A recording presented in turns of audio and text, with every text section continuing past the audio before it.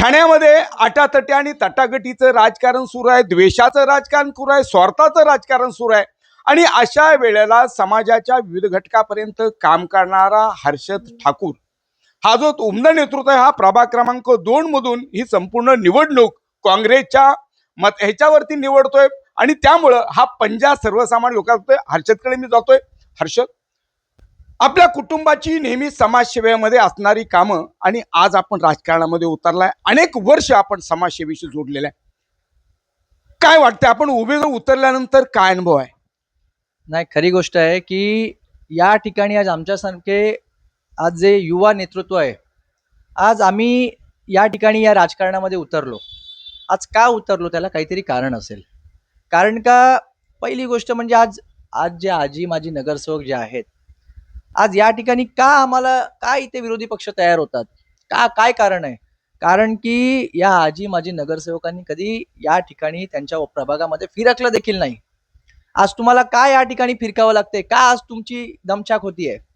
मग हीच दमछाक जर जेव्हा तुम्ही निवडून आलात, त्याच वेळेला जर तुम्ही या ठिकाणी तुमचा कामाचा फेरफटका तुम्ही सुरू केला असतात, तर आज ही तुमच्याकडे 9 वर्षानंतर आज पुन्हा तुमच्याकडे दमछाक करायची वेळ आली नसती.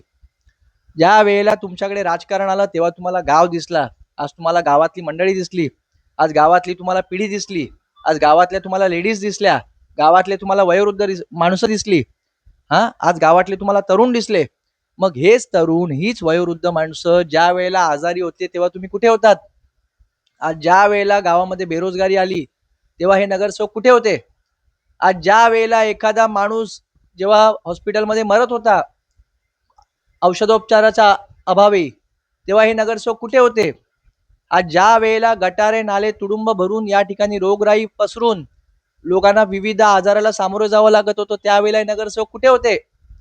ज्या वेळेला एखाद्या गरीबाच्या घरामध्ये एखादा तरुण युवक आहे, एखाद्या तरुण युवती आहे, तिच्या घरामध्ये या ठिकाणी बाबा जेवण होतंय की नाही, त्या घरामध्ये तिच्या घरामध्ये काही तिला अन्न शिजतंय की नाही, उपाशी आहे का, जेव्हा ही वेळ तुमच्याकडे बघायची होती तेव्हा तुम्ही कुठे होते?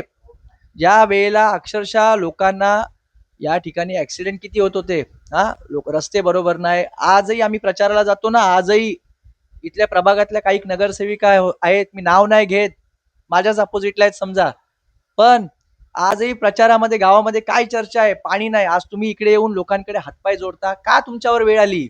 तुम्ही 9 वर्ष झाली, 9 वर्ष तुम्ही एकही उदाहरण दाखवा ना गावामध्ये की बाबा तुम्ही गावासाठी काय योगदान केलंय.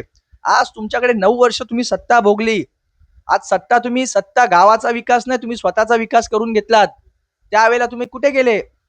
मी कोणाचं काही काढणार नाही, पण या ठिकाणी तुम्हाला सांगतो की अजूनही वेळ गेली नाही, वेळ सुधरा आणि या ठिकाणी आवर घाला की बाबा आपण जनतेसाठी नगरसेवक झालोय, स्वतःसाठी नाही.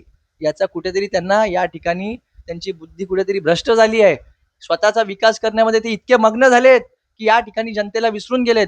साहेब, आज तुम्ही ज्या वेळेला नगरसेवक म्हणून निवडून आलात ना, त्यावेळेला तुम्ही कंटिन्यू 2 वर्ष जरी लोकांच्या समस्या ऐकून घेतल्या असतात ना, तर आज तुम्हाला लोकांना पाया पडायची वेळ आली नसती. आज 30 वर्षाचा पोरगा तुम्हाला घाम फोडतो. आज काय तुमचं काम आहे?